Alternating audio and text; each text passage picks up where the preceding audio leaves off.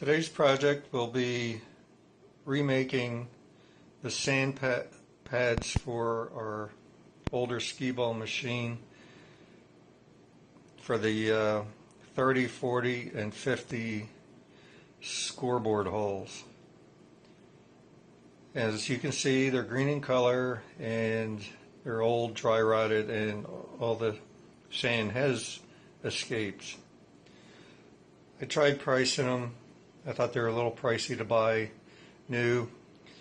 All I could get or find were black ones.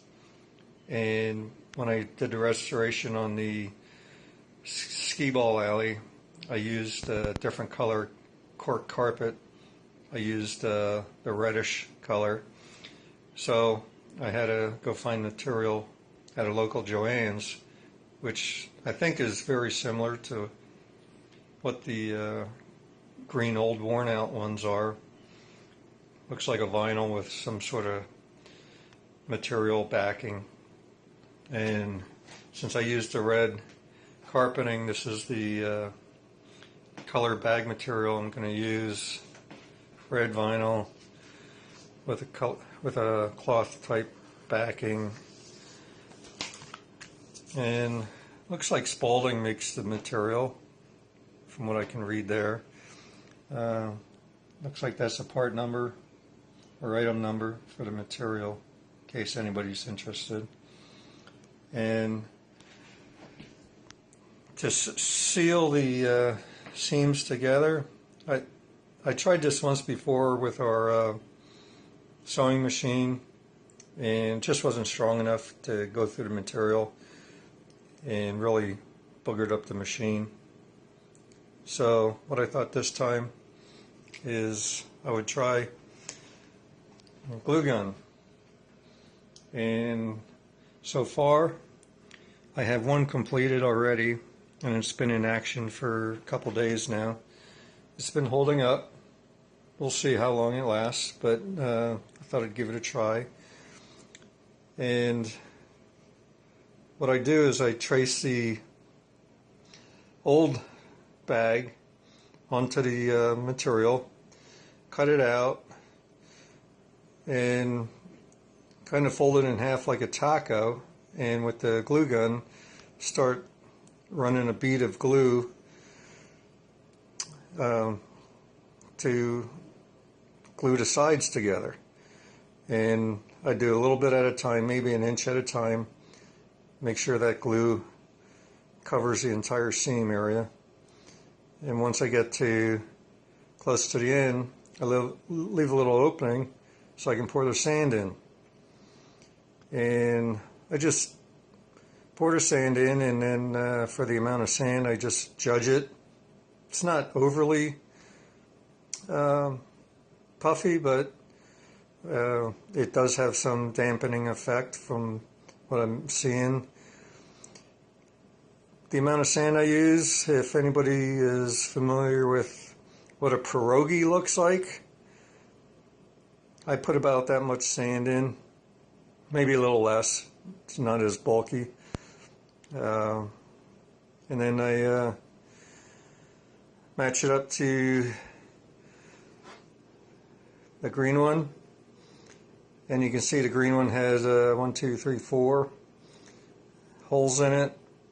That's where it was tacked down to the scoreboard, and then the ring sets on top of that. So I just mark on the newly fresh made one where the tacks will go and tack it onto the board with 1-inch tacks, and then put the ring back over it. And I'm not sure if you've seen other videos that I made of the skee ball restoration. They're listed under Ugly Skee Ball, and if you Google that under YouTube, you'll find the other videos that I put. But first one I did the other day was for the 30 hole, and that's what it looked like,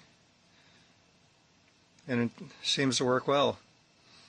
I've hit it dead on, and it just deadened that ball and dropped right down to the bottom of the ring and went into the hole, or I actually hit the edge of the sand pad, thinking maybe it would just bounce out of the hole, but no, it deadened the ball and dropped it to the bottom of the ring and into the hole.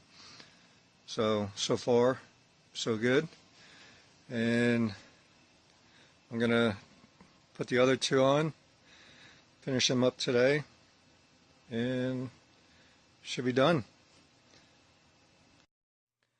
I've now filled the new bags with play sand and also sealed them with the glue gun. You can see.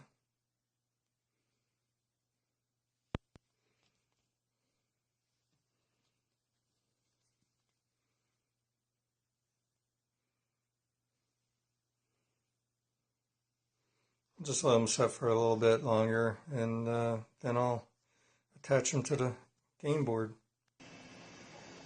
Okay, just got done installing the 3 pads, and try to zoom in here.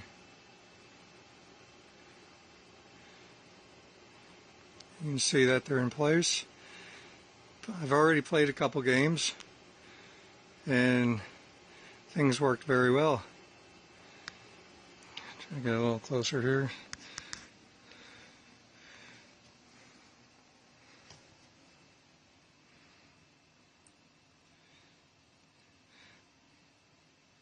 So far, I'm happy with how it came out, and we'll see how they last.